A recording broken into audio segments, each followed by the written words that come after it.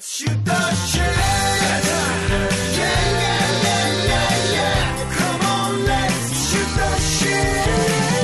Let's pontificate, verbally masturbate. Come on, come on, come on, let's shoot the shit.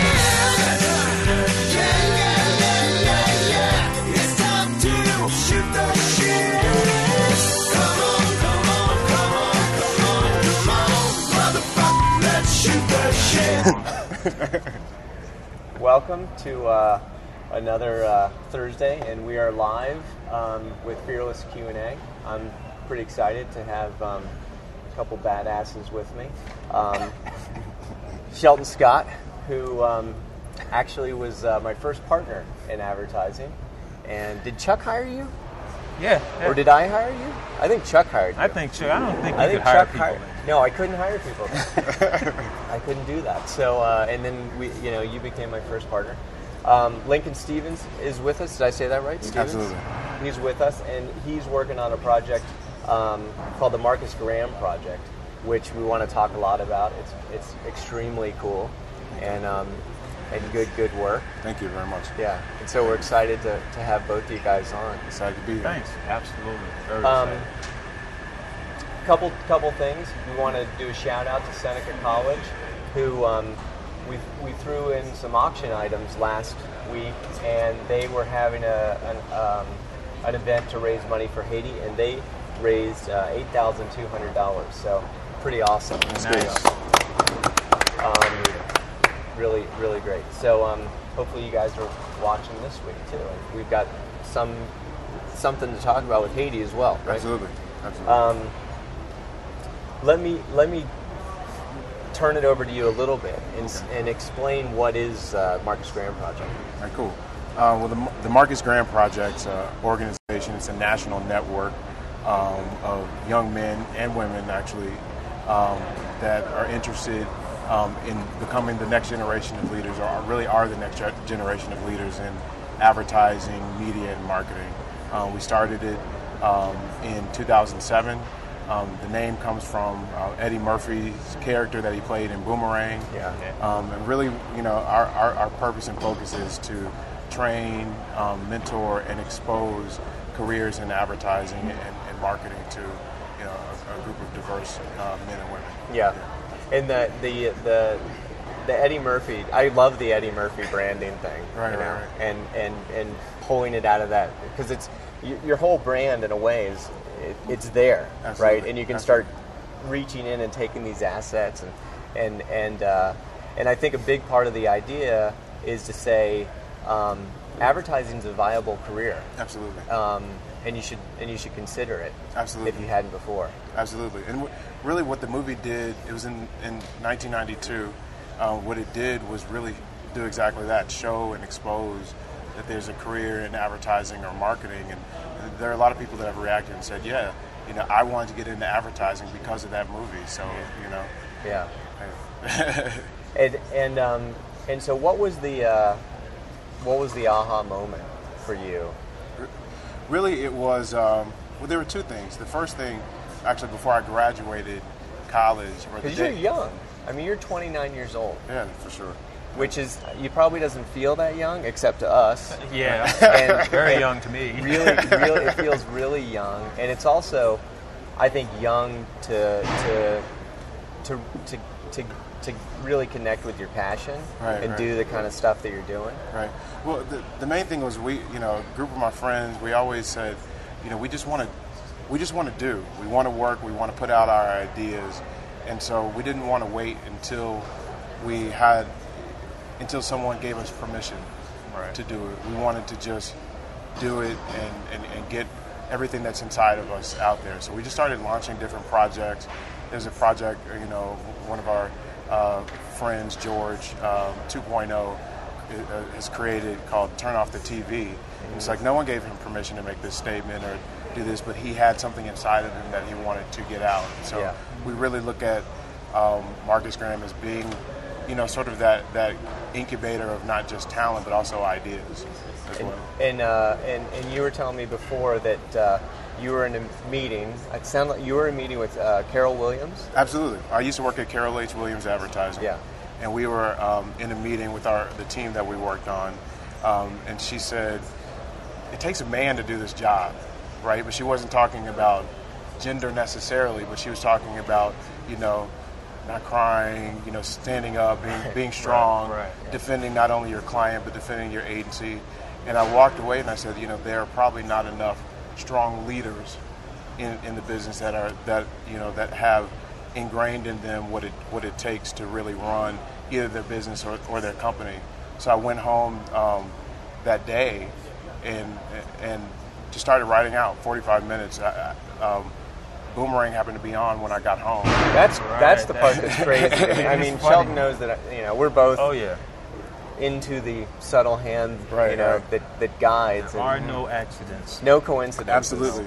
And so you get home, and that kind of blows my mind a little bit. Yeah, it was on. So I just said, hey, the Marcus Graham Project, and I put it. My roommate Jeff was sitting there with me. I said, hey, what do you think about this name? He was like, let's do it.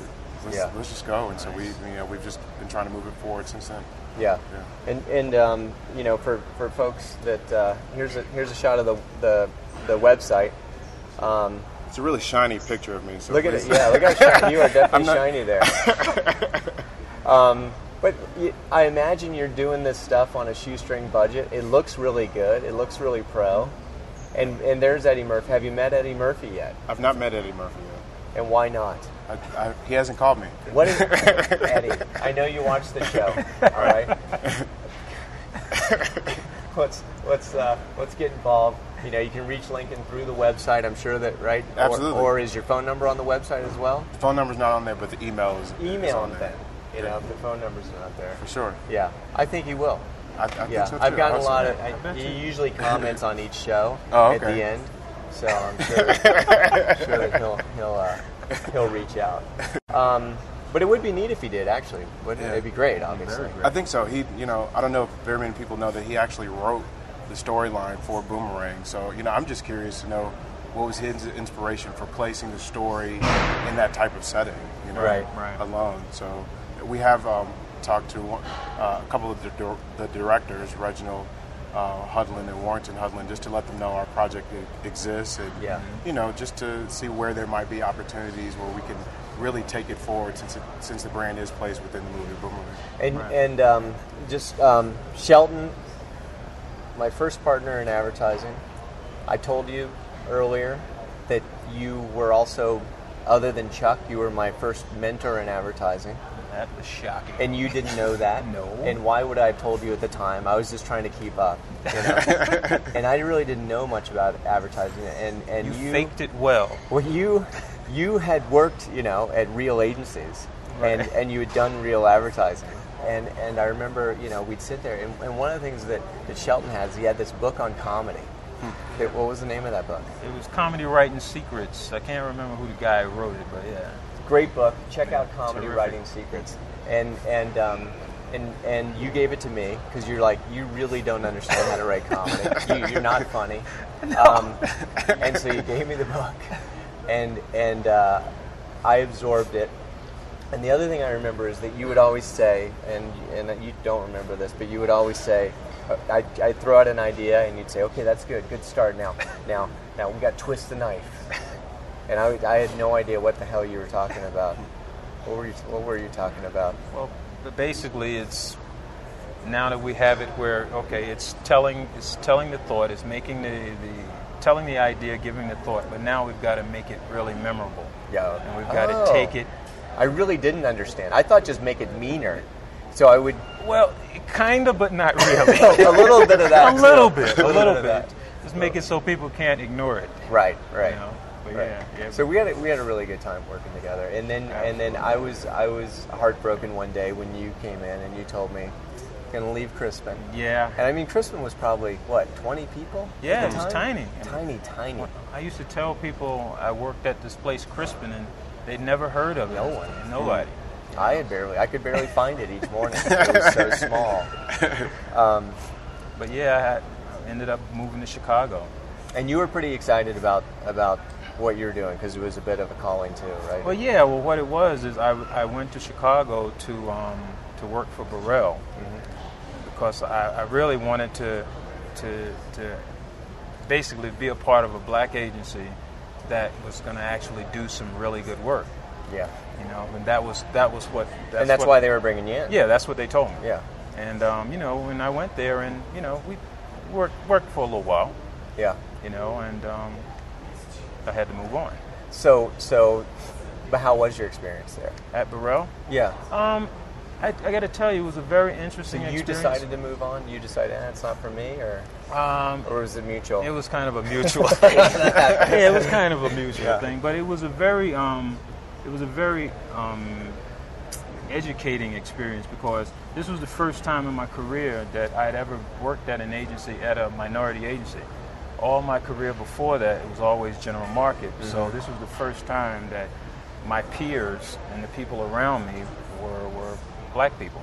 Yeah. So when you're a black person in a general market agency, you don't have quite that support generally, like, because you don't have your peers to go bitch with, for one thing.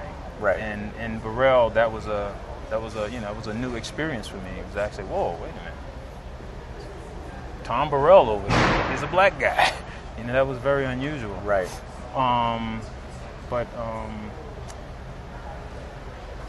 it just wasn't quite what it wasn't everything that I had expected it to be at that time. No. Yeah. You know, You had sort of suggested that the budgets were smaller, and because you were coming out of general market agency, and then for sure. And that was a little bit of adjustment too. Yeah, it's a little bit of a struggle for. It's a different situation when you're working with clients that are giving you X amount of dollars, and they're like, go execute against this. Yeah. There's another thing when you're having to prove the business case, especially in partnership. And you're an account person, I should say. You're an account person. And you were an art director when we first worked together, but I was so much better that you turned into a writer. I couldn't deal with it. So no, I couldn't write, but we were sort of. You obviously are a great writer. But yeah, we were. Sorry. No problem. No, I was just saying it's a different thing when you almost have to fight for dollars to create the same level, or at least to the same level quality as your general market agency partner. Yeah. And so there's some interesting politics that exist within that structure that make your everyday sometimes a fight. Right. But if you truly believe, I have a father that's a entrepreneur, and I believe in black entrepreneurship. Yeah, and so it was also a fight that I was proud of being a part of, even though sometimes it kind of wears you down at times, but the pride of doing it, because ultimately you're doing it mainly from a business perspective to say, hey, there's a customer or consumer base in your audience, but also just because that's one of the ways that we get our faces and our voices on television and in print ads is through the media that's that's placed. So now, one of the questions from ad school advisor isn't working on diversity at the agency level too late? Shouldn't it start much earlier? I mean, I think I kind of share that idea that it is a bit late, and it's one of the things that I gravitate to. Your project is that it mentors people really early, and I think that grade school wouldn't be too early. If part of the story is, hey, advertising's a really cool career. Absolutely. And you should consider it. Absolutely. I definitely agree with that. Yeah, I definitely agree with that too. But in addition, I would say that... Well, you've experienced problems getting in agencies. Yeah, that's what I was going to say. That, okay, it's really good for us to increase the pipeline of qualified people coming into the business. But once people are in the business, there's still a huge problem then, because there's lack of promotion.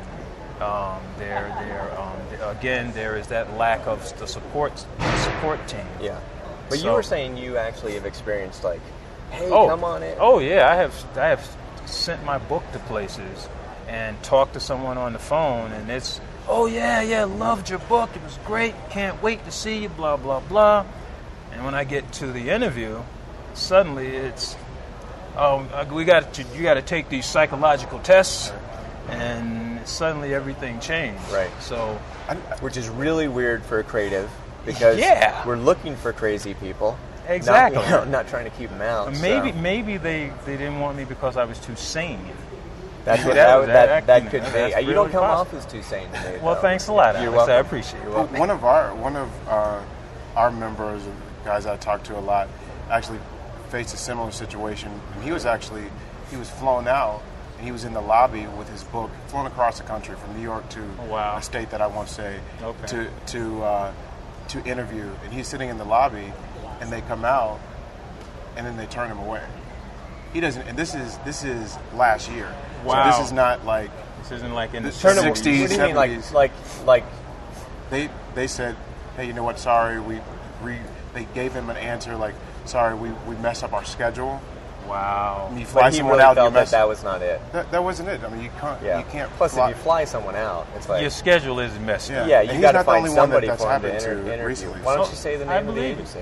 I can't. No, I'm not at you liberty. I probably say don't we want to. I actually don't know the name of the agency, but just being aware that type of thing exists and us getting to the root of why it exists, I think we're able to make some turns and make some changes if we really if we're not afraid to let those stories be known. For sure. Yeah. And I think that, Go I'm ahead. sorry, I think that, the first thing is for people to realize that it does exist. Yeah. You Because know. I do find, I'm kind of, You know, I believe the story, but Right. you're like a little shocked. yeah. It's pretty shocking. And so, people don't generally know that those kind of things happen, especially in such a creative business. Yeah. That's the reason I got into advertising, because I figured, okay, this is a business that's going to be too much money involved to shut me away because I'm a black guy. Just be good. And, Just be good, and that's going to cut through. Yeah. But that's not necessarily the case. Yeah. You But know. you found that it is the case some of the time and isn't the case other? Or I would guess, you say yeah. just- yeah. Well, yeah. I mean, there is no, blanket statement, Right. but it isn't the case some of the time when you would have thought, this is kind of weird. Yeah. Now it sounds like the core of the idea, and I may have this wrong. The core of the idea for Marcus Graham Project are these boot camps.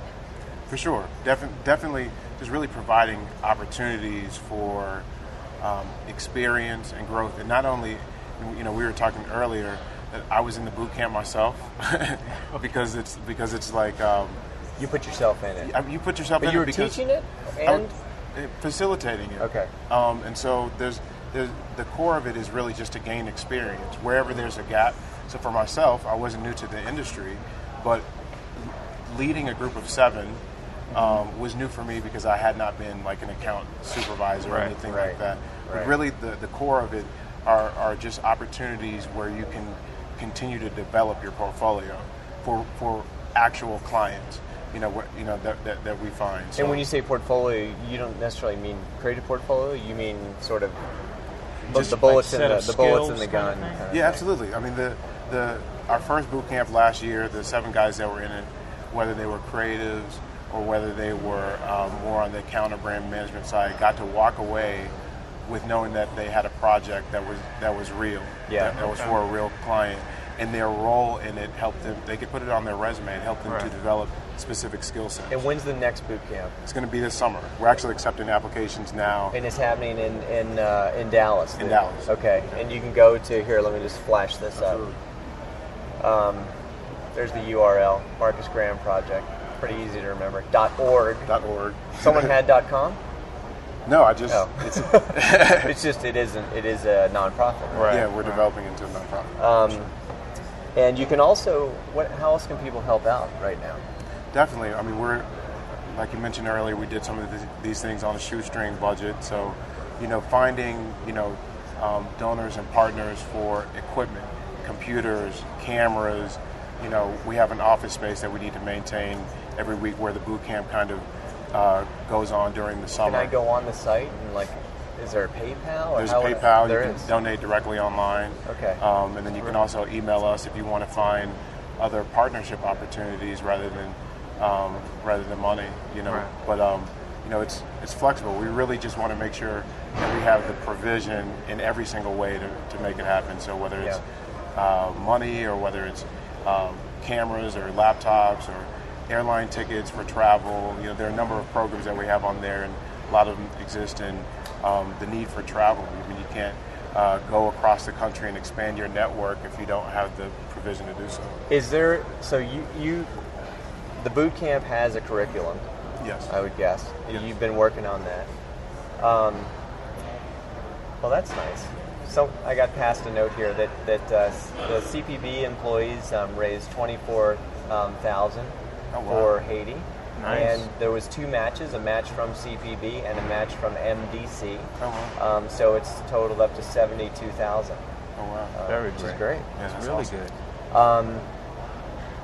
So with this curriculum, if someone, well, Shelton, let's go with Shelton. Shelton's in Chicago. Let's go with Shelton. Let's go with Shelton. All right, Sean. I know he's got interest. Sheldon's in Chicago. Can he take their curriculum, work with you guys, and then do a boot camp in Chicago? Absolutely, absolutely, and we welcome that. I mean, I'd like for the boot camp not to just exist in the summer and in one city. Right. I'd love it if it existed in as many cities as we could, finance, and as many people that were interested, and as many countries as we could touch as well. I mean, it's really, it's really a very flexible model that just exists, and some internship. And you could take it. You could take the idea. Could you take the idea and bring it to high school level, or Absolutely, you high could? school, middle school level. We've changed the curriculum a little bit, and we're doing a 6-week program with a group of 10 to 14-year-old girls right now that are creating their own brand. So it's really very flexible, and but it's all built on the idea of a real project, real people working on it, and producing actual tangible items.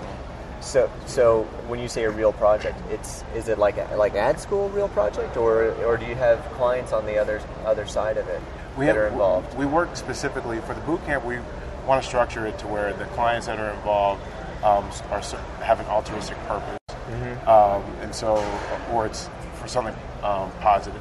Okay. So this next boot camp, one of the clients is a nonprofit in Dallas called GlobalWare, and they're interested in mainstreaming international service, specifically for youth and specifically for urban youth, right? So they want to they create community service-based vacations around the globe. Yeah. And so we are in combination with that, creating a campaign, even now, with the issues going on in Haiti, so that people are aware of their ability to serve around the country. Yeah. So the focus will be creating PSAs for their youth scholarship, and just overall for the idea of the need for volunteerism around the globe. So. Yeah. It feels like an idea that I learned this word suitcase this week, where in events you can suitcase an event and then you can take it on the road. Right. And it feels like something that you could really suitcase. Absolutely. And then pretty much, and it sounds like a lot of people from the client side and from the mentor side can get with you and kind of take this thing, and you're gonna have to lose a little control though. It sounds like maybe would you be comfortable? Are you comfortable with that? I am. I mean, I think because Sheldon, if there's someone like Sheldon that's in Chicago. What if he blows it? He won't blow it. Thanks, Alex. I know. But we kind of want to structure it. I mean, we joke around sometimes. We look at it like a fraternity, if you will. Mm-hmm. And so every chapter has their own ability to create and identify what the needs are in that city. Okay. So in Dallas, the needs might be a little bit different than New York, because we really, in terms of the individuals in Dallas, we really have to probably work a little bit harder to cultivate or identify interest in the industry, because you don't have as many agencies, or you don't have as many people that are knocking on doors as consistently. Right. So we want to make sure that we make our programs flexible to those specific markets and to the potential clients or agencies that are in those markets as well in partnership. Now, invariably when we're hiring and when we have Asian Americans in the agency, right? And you get to talking about, hey, what was your childhood like? Or always the story is my parents were really against me going into advertising. I was in school for something else, and I hated it, and I wanted to do something more creative. And it wasn't a doctor, and it wasn't in science, and it wasn't in engineering, and it was considered kind of a half-assed career, I guess, right?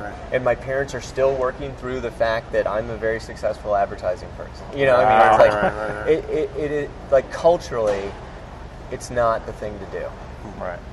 And so just going back to your experience and your idea, which was, hey, this would be a good thing to do.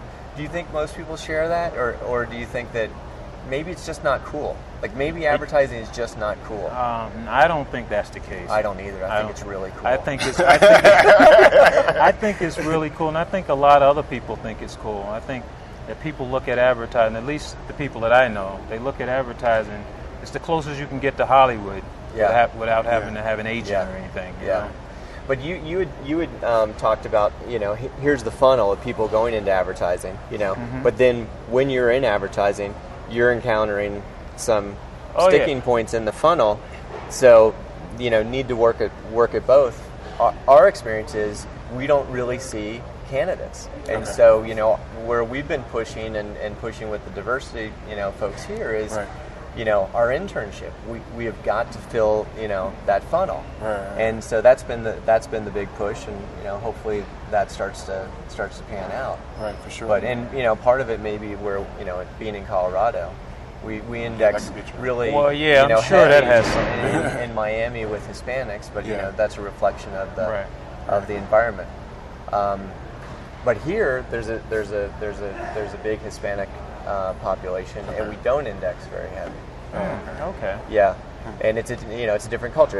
It's largely Mexican, and my sense is they're not thinking about advertising as a potential career, and so probably Crispin needs to get into high schools, or maybe even younger, to kind of tell that story. Are there many ad schools in Colorado? Or in Boulder? There are some ad schools, and there are. This is our best rated show ever. That's awesome. Wow. There are some ad schools, and CU's got a good program. Okay. So, but I think it's more the high schools. Yeah. We have a Boulder Digital Works that we work with that does digital stuff, and I don't know. Someone asked the question: advertising is a really young person's game. Seneca Creative. Is there still an old boy network? Statistically, there is not an old boy. Advertising is like a young boy network. Oh yeah. Yeah. And I saw that someone gave me the pie chart, and I'm on my way out. I mean, 45 plus, it's a thin slice, dude. So yeah, I know. 1 foot in the grave, the other one on a banana peel. Yeah. Right. I mean, I think that there's definitely the perception that it is still an old boys network, at least for some of the people that I talked to, and so however we can show that it's not. Yeah. If it is in fact not, I think it's that we should. Young. As an industry, it's crazy young. And we had questions from some of the people here who, there are very few in their 50s. Very, very one. I don't know. There's very few. And she's like, what's the deal? Is it ageist? Right. I don't know.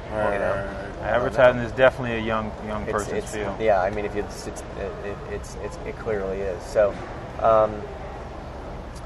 you would spend some time in London. Yeah.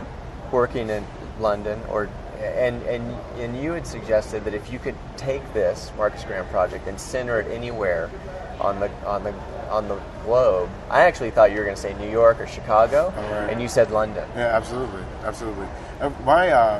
My business partner, Larry, got his MBA in London, and when I was out there, I said, "Hey, there's such great thinking and seemingly creativity out there that I think it would be great to get other people exposed internationally as well." I mean, London is viewed, from an account planner's perspective as having a lot of great strategists. Yeah. So I think it would be great to expose individuals to that type of thing. There's actually someone that's interested in starting, sort of a chapter of Marcus Graham in London, and we talked the other day, and it's like, let's do it. Absolutely. Yeah. Definitely needed. Trust me.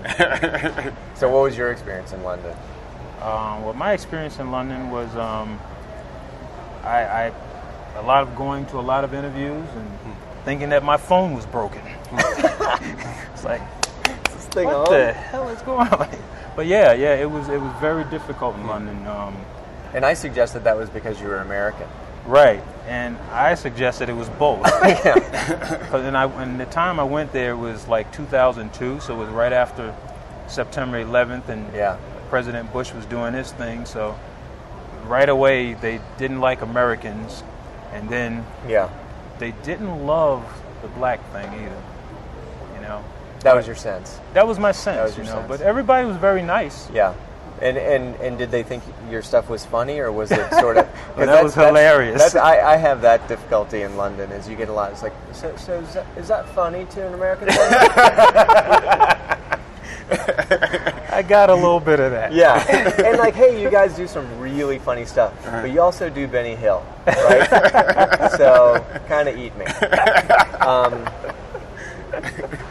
Yeah, I sometimes the British are, I think, are hard for Americans to get along with, because they everything's a question, and they're coming at stuff from angles, and whereas Americans are extremely direct. Yeah, we're a lot easier to read.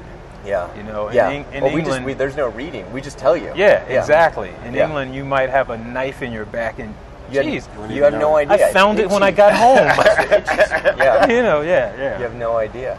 So yeah, I think the Yeah, Marcus you Graham got to project be would be careful wonderful. going over there. Yeah, I will. But it needs it. It Yeah, needs definitely. It. sure. Definitely, Yeah. it's a huge need, and you know, if you can get with the right people, For sure. yeah. We Yeah. definitely look forward to doing it. But I think the project, you know, I mean, really, if it takes off, you're in Chicago, right? Someone started in Chicago. Right. You started Oh, yeah, I'll in Chicago start with a in couple Chicago. buddies. Right. Yep. Get it going in New York, Right, absolutely. right? L.A. Absolutely.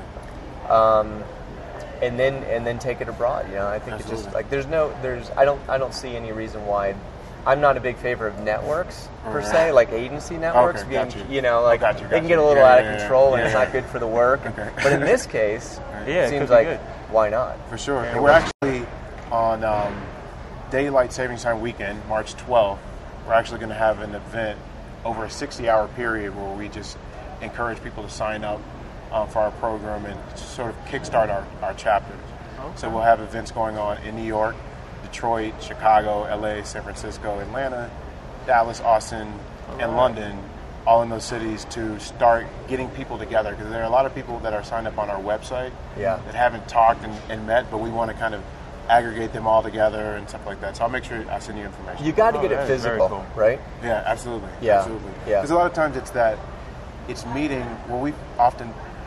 when we started our social networking website that's Mm-hmm. on a Ning platform, what have you, we found that people were saying, oh, I'm not the only one.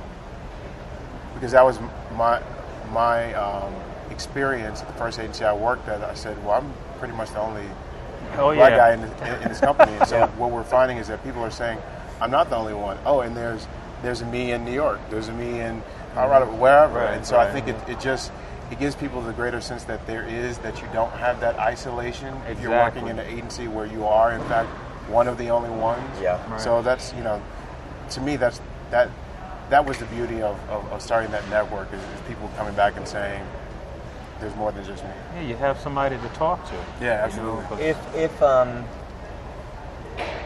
one of the things that I've felt about social networking, right, it is good. You feel you get that connection, Absolutely. right? But I also feel like at times it robs us of the physical gathering. Yeah, That's you're what I was right. saying. Like Yeah. making You're it physical is really important. yeah. And what I thought Obama did that was brilliant, which was when they did their convention, they did it in the stadium. Yeah. And filled the stadium, Yeah. and then people could see how many people were involved. Right, absolutely. And you had Absolutely. that. We're very Yeah. we're very tribal. We want Yeah. to know who's collecting around ideas. Right, we right. want to see it actually. Right, absolutely. And if you think about the anti-war movement in this country, what's distinctly different, if you probably look at raw numbers, there's probably more people involved than there was during Vietnam. Okay, right. But the way to get involved is not to gather in large groups. It's to do this social network thing. Right. Gotcha. And we are not seeing the evidence Right. of how many people care or how many Right. want some sort of change in direction. Right. Right. So I think for you to create those, and then document it, Yeah, absolutely. show it, get Absolutely. it out Yeah, there, right? absolutely. It's really key. It makes a lot of sense. We definitely will. So you had suggested that I could help out in some way, Absolutely. and you probably don't want to ask me on air and I absolutely me want to feel- ask you on might air. be the best way to do it. I absolutely yeah, because want then I can't. What Put am you I on gonna the say spot. no? Yeah, you can't really say no. Can't really say no. Yeah, definitely. Well, one of the things is looking for support from agencies, and not just for a year or for one Right. thing.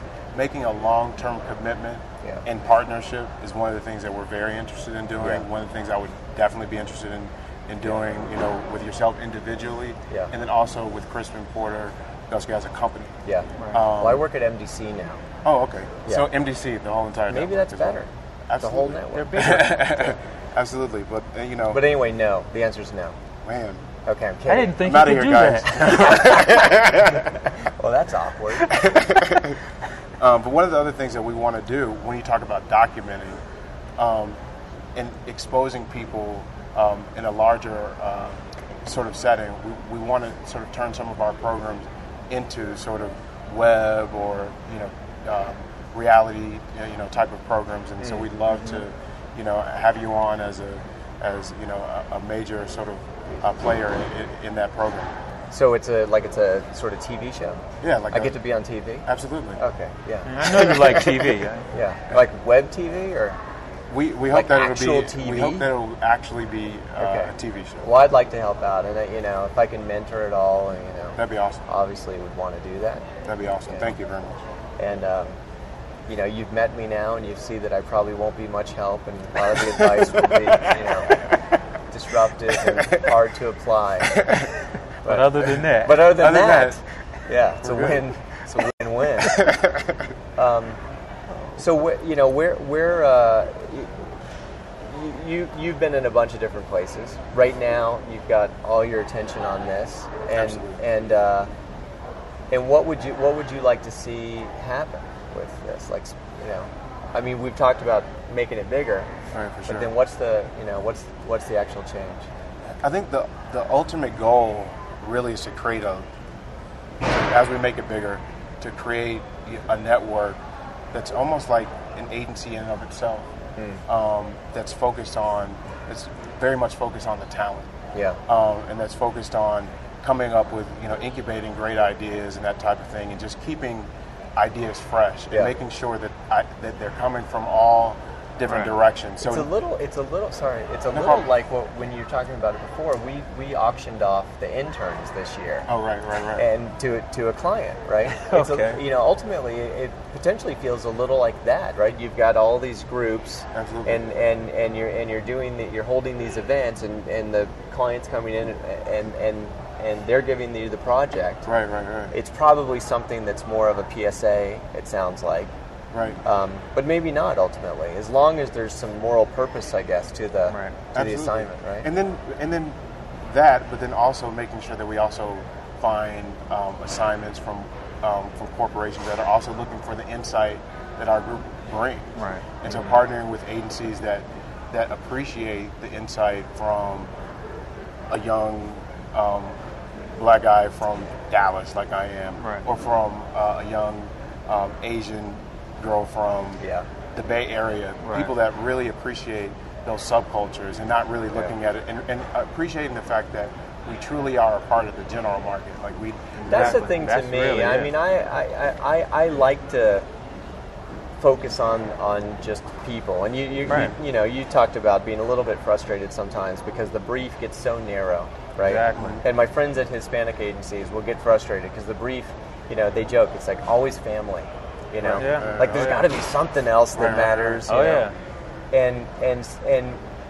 And creatively, what we found is if you have the ability to kind of see culture from a distance or from the outside, right? Which comes with being a minority. It comes with being an army bred. It comes from being born and raised overseas. Just There's a lots different of point ways. of view, It right. comes from just having like, you know, hippie parents or you know, Exactly. Different life experiences overall. when you have that, that is what it's really effective just to apply creatively. For sure. Because culture is not as static as we like to believe. Right. And so, you know, it's not, if you look at, I think if you look at other creative industries, you know, African Americans are not struggling in the music industry. Exactly. Right? I don't think. Not that I know of. Okay.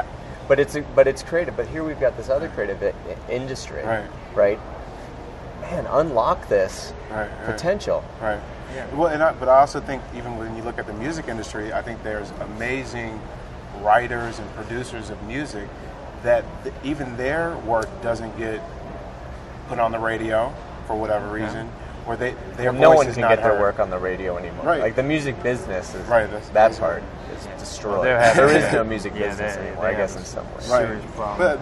But I think there's opportunities also for agencies to look at some of those individuals and the transferable skills that they have and say, oh, you may write music typically, or you may be a spoken word artist. Yeah. Come and see opportunities to copyright or to do these types of things. Yeah. Give One- them a one different of- point of view. One of the questions says, so, you know, from Kate Getty, how can CPB comment on diversity when it's pretty much known as a factory for homogeneous white dude? Bra. I think that's like saying bra. Like bruh? I don't know. But anyway, so how can CPB, right, even, and I don't know if CPB isn't, this is just me. Okay. But if CPB was perfect, then why would we? You wouldn't have we this wouldn't show. have a better voice. We wouldn't have a more legit voice. It's not perfect. Right. But yeah, like why do you think that it's a viable forum and a place to start? Well, I'll speak to that. I think that CPB is a viable place to start because you guys have an audience. People are gonna. Well, I think the ad industry will listen to you because CPB is a success story. And right now, a lot of the other agencies are trying to scramble to figure out how they can duplicate that. And if CPB came out and said, "Well, we think one of the best ways to get further in, you know, as far as our goal is to be more inclusive." Yeah. I bet more agencies would be. Wait a minute, that's the way to be successful. Let's be more inclusive. People do like to copy in the advertising. You know it, you know. And it's smart for your clients too, Yeah. especially some of you guys' clients truly have no color barrier to them. When you consider technology and that type of thing, there's not really a color barrier there. So whereas there are some things that may have it, like so I may not, or my mom may not use a certain type of shampoo, right, because of the texture of her hair or whatever. Right, Yeah. right. But when you look at the clients that you guys have, you owe it to them to make sure that your perspective is well-rounded. Right. You know? Right. Yeah, I mean, it just makes sense that Absolutely. you would think that the shape of the agency would reflect the shape of culture. Right. Yeah. Absolutely. And when you think about how I'm just speaking like from a black But I mean, perspective we right now. got to get proactive for that to happen. Just Sure. for here anyway. And you've had a different experience here. The problem is, and I think this show is probably going to fix that to a large degree. So We don't get resumes, and we don't get people calling up and saying, "Man, I want to work there." So. Wow, I'm surprised. No, I mean, like in general, there are a lot of like she says, tons of white dudes. Okay. Gotcha. Right. Right. So that's something that I think this will kind of change. For sure, and we even hope, and then there are other people that are in recruiting and that type of thing specific to diversity.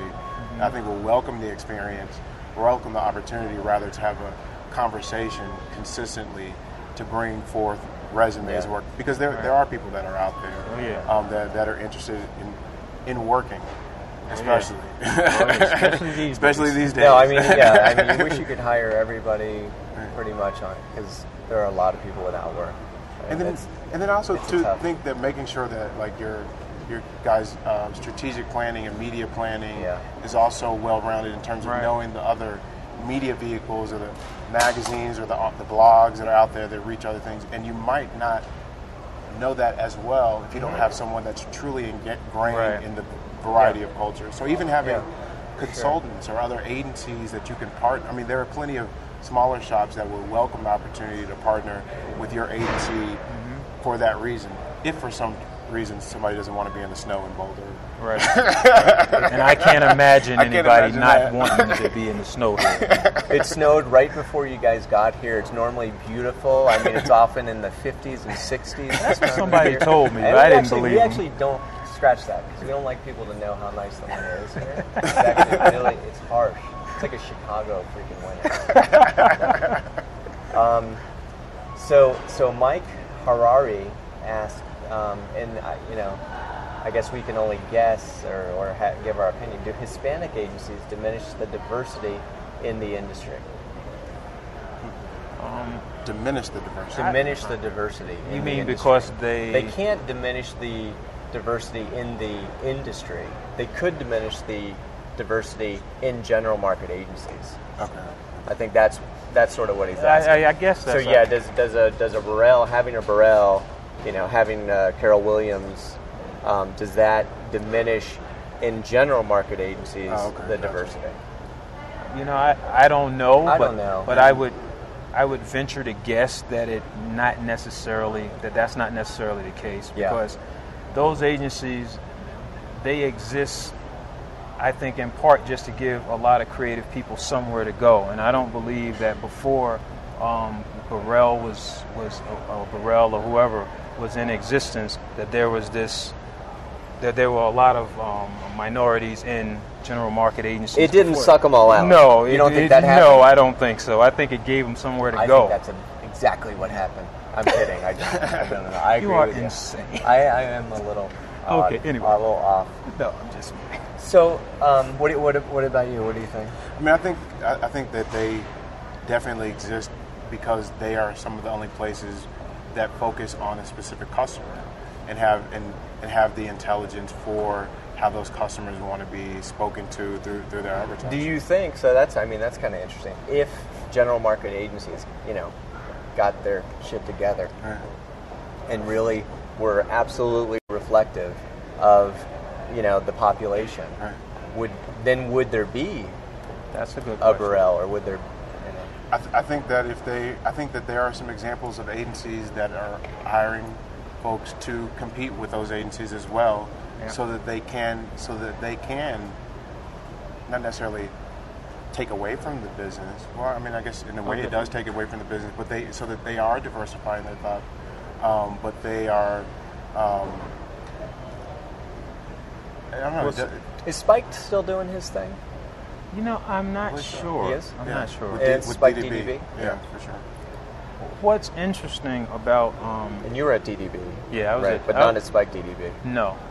What I was going to bring up is that, like, I've seen instances where general market agencies do have a subsidiary to compete with the Burrells. in the Right, for world. sure.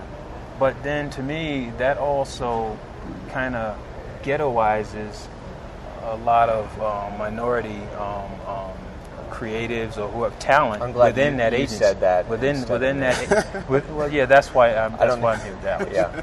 But it just seems like it kind of like a lot of those people are actually in those agencies, and then a black guy has to work in this part of the agency as opposed to On the general 99% of the agency. Right. So that kind of defeats the purpose also. That's right. It can be demoralizing. It can be. It's kind of like, that's something, like some of the schools I went to in grade school, you're always like, okay, well, let me get your opinion, and you're speaking for the whole entire African American community. Like that's, I think it's that. I mean, I've had some of the That's experiences pretty fun, in too. some gym market agencies I've worked at where they're like, oh, well, let me ask our resident black guy about this.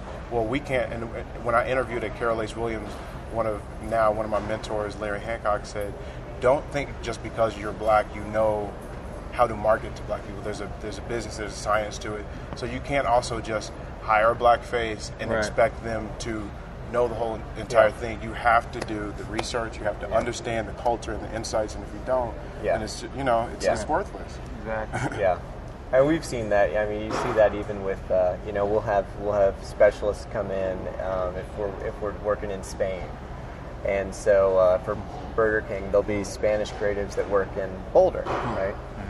And in general, they do have a good sense, right, and a better sense than we do. But sometimes they just have an idea they want, to get through, and it does have some, like, it probably would play better in America than it would, there. And they'll be like, no, it's very, very much on strategy and very much, and the client's like, oh, not really at all. So there's also that self-interest that comes into play at any given moment. Right. So this has been it's been our highest rated show. It's awesome. Oh, ever, that's really cool. Which is really cool, and obviously there's a lot of work to be done. For sure. On probably at the agency level and at the sure. with the mentoring and I think down into maybe middle school. To begin to say this industry needs your help. It's fun. It's creative. Right. And I think that we shouldn't, when we talked about the ageism, we should not forget about those that are 50 and that are 60 that still have an amazingly brilliant creative mind and can undergird that type of mentorship with just sharing their experiences and that type of thing. So I think, from 9 to 90 we need to consider it. Yeah. I would speak to that too. That we definitely need, because you don't want to slip on the banana peel. Absolutely, You're with me, man. absolutely. So you should be really right.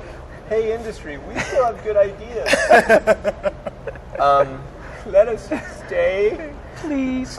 I just wanted to finish with this. Nice. What's you gave me the shirt? Absolutely. What's going on here? Love to Haiti. We a group of organizations in Dallas got together. And said we really want to do something to affect what's happened in Haiti.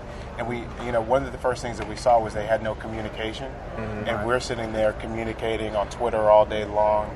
And so we wanted to make sure that we continue raising awareness around how people can help and not just make it a topic on Twitter or on, CNN or what have you that goes away. Yeah. So we developed this T-shirt. Watermelon Democracy is a T-shirt brand, and one of the guys that was in our boot camp program last summer actually had these T-shirts developed. You're the first person to wear it, actually.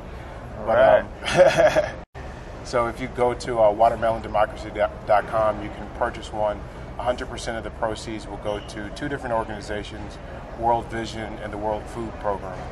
So we really look at this T-shirt having the ability to actually create a campaign out of it to continue to keep people aware of how they can help Haiti and then help the rest of the world as well. And I think that that's the troubling thing about Haiti is it was a disaster in a lot of ways before the earthquake, and 6 months from now, I don't think people will be thinking about it. Right. And so having some programs in place to keep or to say, hey, 6 months from now we're going to do this because we need to remind people.